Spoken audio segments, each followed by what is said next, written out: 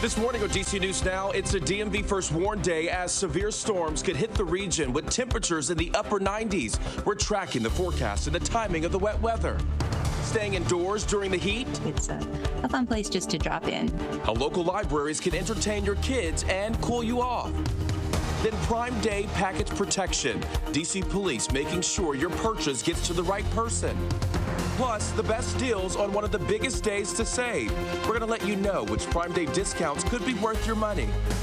And a new shop for something sweet. It's my cheat day today. Where you can cool off with a tasty treat in Montgomery County.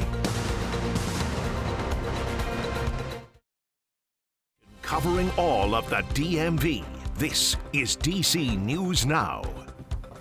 Good morning. Well, starting your morning with a live look outside. Today is a DMV first warn day as we track the potential for severe storms across the area today. Plus, it's still hot outside, even though it's going to be a little better than it was the past 2 days, but we'll see if anyone notices. But thank you for starting your morning with us. It is 8 o'clock on a Wednesday. I'm Tanaya Wright. And I'm Corey James. Shanika is keeping an eye on the roads for your commute. She's going to have those updates in just a couple minutes. Jackie has been monitoring that forecast all morning long. I mean, we're talking about the heat, but also some potential storms as well. Yeah, and that'll be out ahead of a cold front. That cold front will bring us relief for the end of the work week. Finally seeing high temperatures, much more seasonable, which is right around 90 for this time of the year. But that's tomorrow and Friday. Today we'll likely see those high temperatures into those mid to upper 90s, and we're already gradually heating things up right now, already into the upper 80s. We just shot up to the upper 80s in DC not too long ago. I would say at the top of this hour is really when we saw those temperatures reach that. Right around 80 in Fredericksburg, lower 80s right now in Hagerstown. There's that cold front off towards our north and west, and that will swing its way through, providing us with that threat for some strong to severe thunderstorms later on today. And we do have that slight risk, 2 out of 5 on that severe scale along and east of the I-81 corridor, and that's most of the area is included in that threat. Then we also have that flood watch. So that goes into effect at 2 p.m. Will continue until midnight for the DC metro area. This is the area where we could see some of those thunderstorms producing 2-inch-per-hour rainfall rates. We do have a very humid air mass overhead, so a lot of moisture is in the air that any of those thunderstorms can really tap into. Highs today will tap out into those mid-upper 90s, but this feels like temperatures will be likely up to 105 degrees, which is why we have that heat advisory for most of the region. More details of the rest of that 8-day forecast for the 8 o'clock hour coming up. Shanika's back with the latest on those roadways at this 8 o'clock hour. How's it looking? Hey, Jackie. Well, it looks like you're seeing some relief here on the roads for a change. Traffic is thinning out. This is on the Outer Loop Pass, New Hampshire Avenue 650. Let's flip over. So we had an earlier crash right near 193 University Boulevard out of Montgomery County. You can see it is still there, those delays rather, but you will see that once you pass 193, you should be all good to go. 29 heading southbound just past Maryland 200, you will see a crash there. Then looking in Northern Virginia, 66 heading east, you're still very heavy through Manassas. Thank you, Shanika. Well, new this morning, D.C. Superior Court finding the suspect in a deadly Northwest carjacking unfit to stand trial. 22-year-old Caleb Brown is accused of stealing and crashing an SUV with a woman inside of it last month. The victim, 55-year-old Leslie Gaines, was sitting in the SUV outside MedStar, Washington, waiting for her daughter to get a wheelchair. That's when officials say Brown got into the vehicle and drove away. Yesterday, the court ruled Brown is incompetent to stand trial. Officials say she is expected to receive treatment and be reevaluated for competency next month. In a D.C. restaurant will have to pay its workers and the city more than $500,000 to settle a wage theft lawsuit. The suit was filed last year by D.C.'s Attorney General. It accuses Swahili Village D.C. in Northwest and its owner, Kevin Onyona, of stealing tips and overtime wages from servers, hosts, bartenders, and other employees. Under the term of the settlement, Swahili Village and Onyona will pay nearly $200,000 in penalties to D.C. They will also pay more than $260,000 to more than 70 workers and be responsible for funding the distribution process. Swahili Village must also provide wage compliance reports for the next 3 years. And 19-year-old Xinyang Wang was arrested Monday. Police say in May he contacted an 82-year-old Silver Spring woman and told her to transfer her assets into gold bars to prevent Russia from taking her money. This involves a New York City man who is in custody in Maryland. Officers say he got away with several packages from the woman worth more than $900,000. And we'll continue to have more on this story throughout the day on DC News Now. But here you could see this is a picture of Wayne right here on your screen. Officials say they want you to take a good look at him because they believe there could be additional victims. Anyone with information should contact Montgomery County Police. And aviation officials are investigating a deadly plane crash along a river in Easton. This all happened yesterday. The lone victim, the pilot, 56-year-old Robert Merlini of Annapolis. Maryland State Police say about 9:30 a.m. yesterday that plane crashed into the Tread Avon River. Troopers say that divers responded to the scene and recovered Merlini, the only person on the plane, bringing him back to shore where he was pronounced dead. Leaders vowed to investigate the incident to make sure something like this does not happen again. I'm accountable to the organization for the safe management and flight operations of our airplanes. That's on me. That's the end of that story. That's actually the beginning of that story. I'm waiting for the NTSB. We're going to find out what caused all of this. Now that plane was heading to Easton Airport from Tippin Airport when it crashed.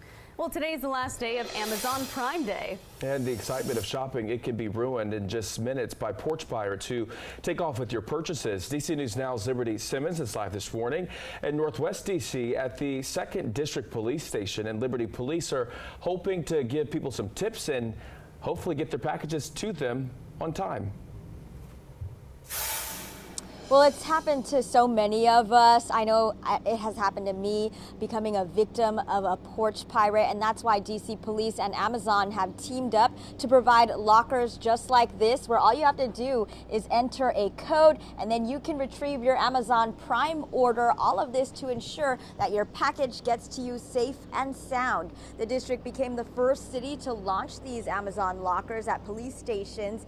You can select your package to arrive at one of these lockers instead of your home, where it can be vulnerable to theft.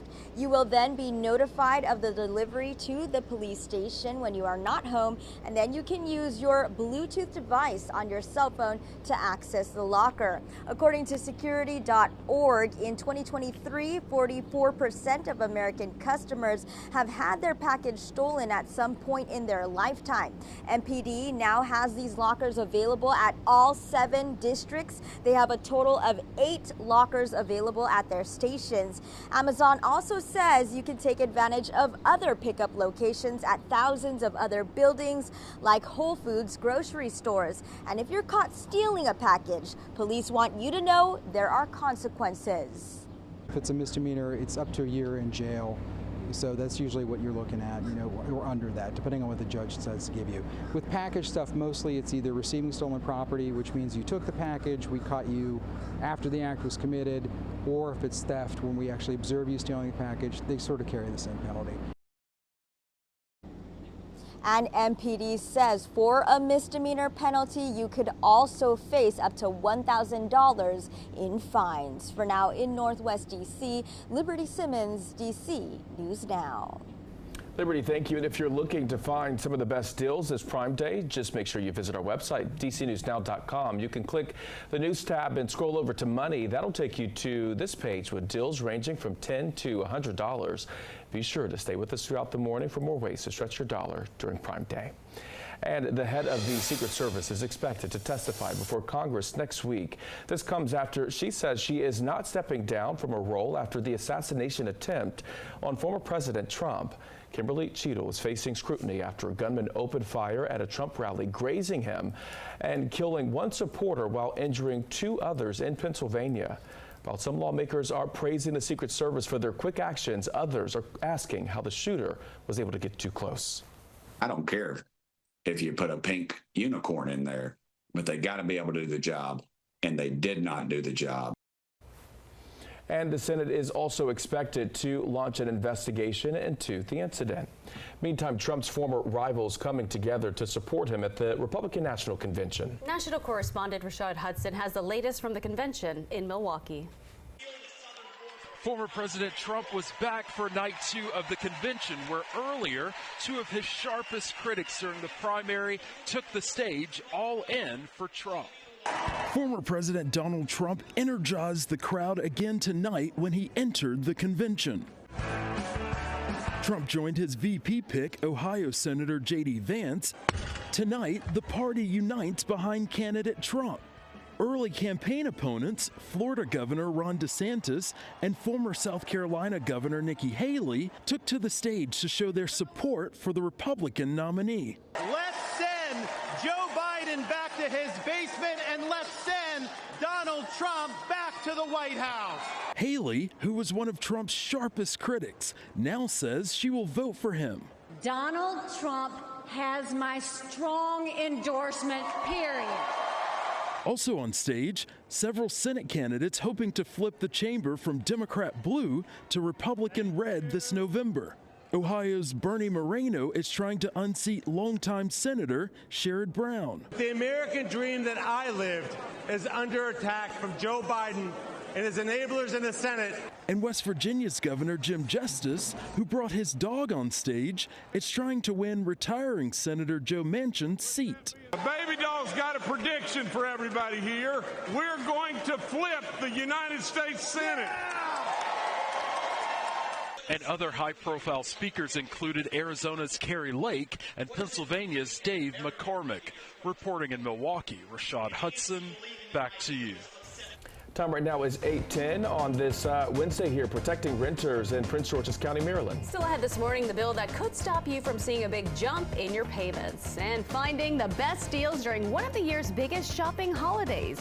We're helping you navigate Amazon's Prime Day when we come back. And let's take a live look outside this morning. Jackie, good morning. Yeah, good morning. We'll see high temperatures. Those back in the mid-upper 90s today. Tomorrow, not quite as hot as the day today as well. We'll be trending more seasonable.